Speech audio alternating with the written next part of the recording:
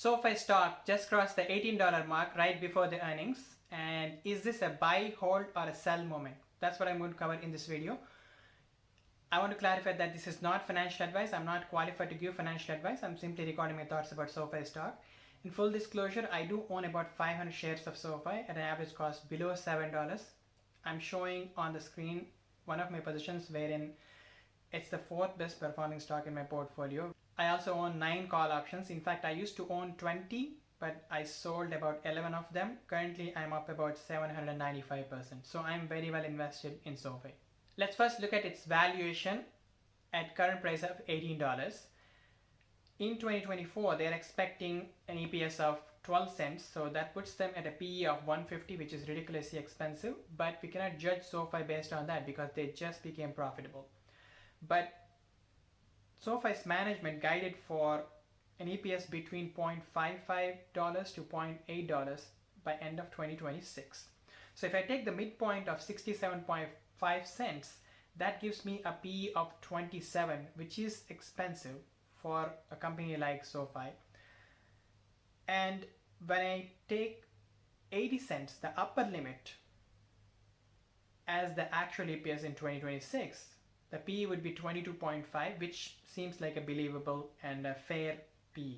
So if I buy at $18 now, I should be willing to wait for 2 years for SOFI to catch up to its valuation. So that's something to keep in mind. Back in September of 2022, when I bought the stock right after I made the video, I have shown this valuation that's shown on the screen, wherein I anticipated 80-cent EPS by January of 2026. Now it looks like they cannot even get there by end of 2026. So I've anticipated $15 stock price back in 2022 for 2026, and the stock is ahead of itself. And even the 2029 valuation that I have shown, where I anticipated $1.7 of EPS and a hybrid multiple just about 20 to get to $35 stock price by 2029. So if I buy $18 now, I'm looking at a double in 2029 with some risks, because SOFI has a lot of competition and they also operate in a sector where there is risk, and also they have a technology platform which did not win a big client yet, and we are not sure whether they're going to win a big client, and we don't know how the margins would be for that client. So there is a lot of uncertainty. So a 2x in 5 years looks great, but when there is risk involved, we would like some cushion. Based on all of this, I have 4 reasons why I would trim my position. I would sell about 1/3 of my position tomorrow first thing, and it's a sell, not a buy or a hold. So let's look at the first reason. The first reason is SOFI is way ahead of itself with respect to valuation, and just for me to break even if bought at $18, I have to wait 2 years for SOFI to catch up.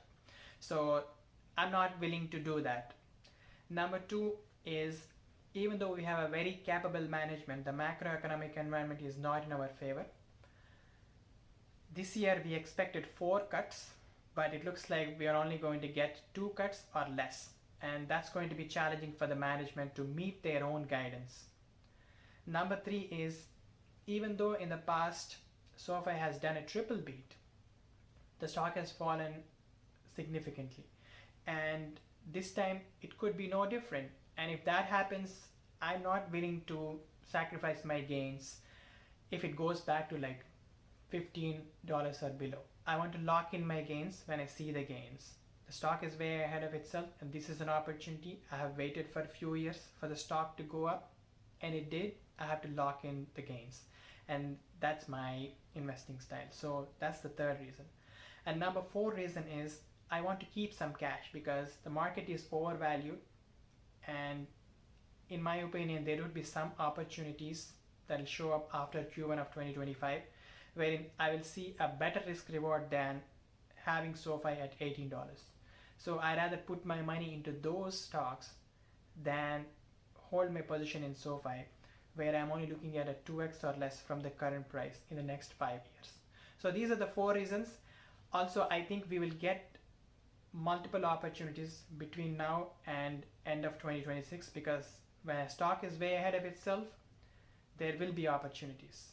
And when these opportunities show up, I can re-enter the stock. Otherwise, I can stay on the sidelines. I'm not going to FOMO into this trade. Let me know your thoughts in the comments. Thank you so much for watching.